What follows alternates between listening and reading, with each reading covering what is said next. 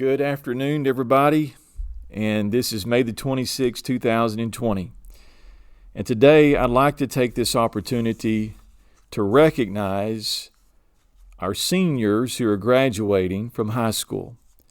And they are Keldon May, Jacob Holt, Emmy Newman, Megan Jameson, who, by the way, is going to be valedictorian of the graduating class of Prairie Land High School 2020. Great job, Megan. And also we have Tanner Smith and we have Christian Osborne. And I'd like to say we are very proud of you. Congratulations to you. You have done a great job. And to each one of you, as your pastor, I want to say thank you for being such a great witness and representing your families so well and representing our church so well. And this weekend, we want to take an opportunity to honor these graduates. So there are going to be tables that are set up in the foyer for each graduate. And so we ask that you would come in this weekend and you would bring a monetary gift to give to each graduate. We want to bless them with a good offering for each one of them. And we want to help them get started into the next phase of their life. Many of them will be going off to college, and I know that the extra money can be well spent and much needed because you're going to be getting dorm rooms ready. You're going to have to upgrade a laptop or upgrade a phone, tuition, books, clothes, all that takes a lot of money, and we want to help you get started and be a blessing to you this weekend. So I encourage the church to get behind these 6 graduates and let's really bless them in a very special way this weekend in our services. And also next week we'll have the tables up throughout the week. I'd like to take an opportunity just to say to this group that we recognize that this has been a very difficult time for you. Your senior year got cut short. And because of that, you missed out on some great moments. You've missed out on some opportunities that normally you would have. But I want to encourage you to not get discouraged. Keep dreaming. Hold on to your dreams. And God will bring things together for you. I know that this has not made sense, and it's been very difficult. But it reminds me of a young man, a young teenage boy over in the Old Testament by the name of Joseph.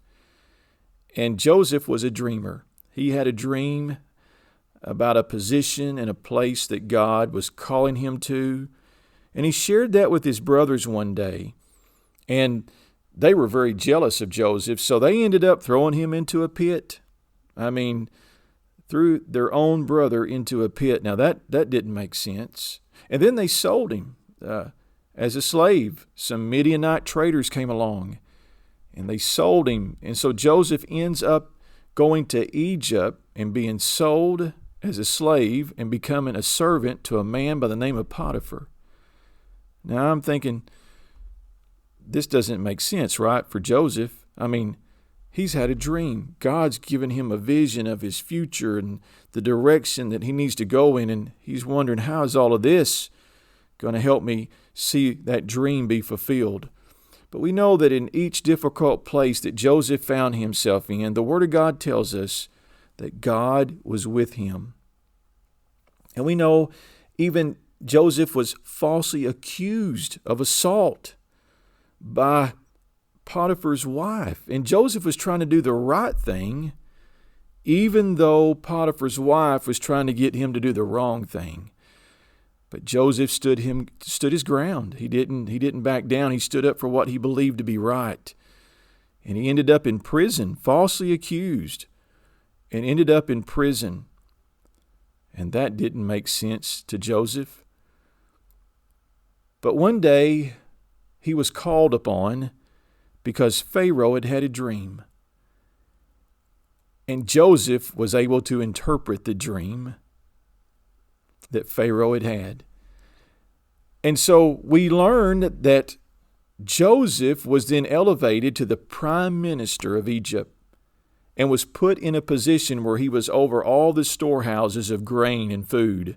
And there was a great famine that came, a great drought that came.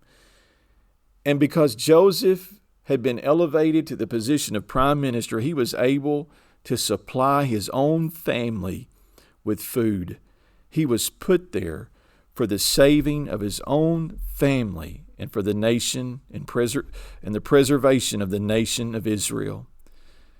So even though things didn't make sense along the way, Joseph's dream came true.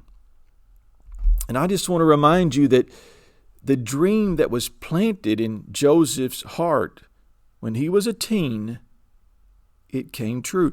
God didn't fail Joseph. And I want to tell each one of you young people who are graduating, He will not fail you. A wise man once said, don't doubt in the dark what God has shown you in the light. One day, God will make everything right. Don't lose your faith when life doesn't make sense. That doesn't mean that it won't make sense one day. Serve Jesus. Never quit. Never give up. Give Him your heart. Dedicate your life to Him. And hold on to your dreams. Because Psalm chapter 37 verses 4 through 6 says, delight yourself also in the Lord, and He shall give you the desires of your heart. Commit your way to the Lord.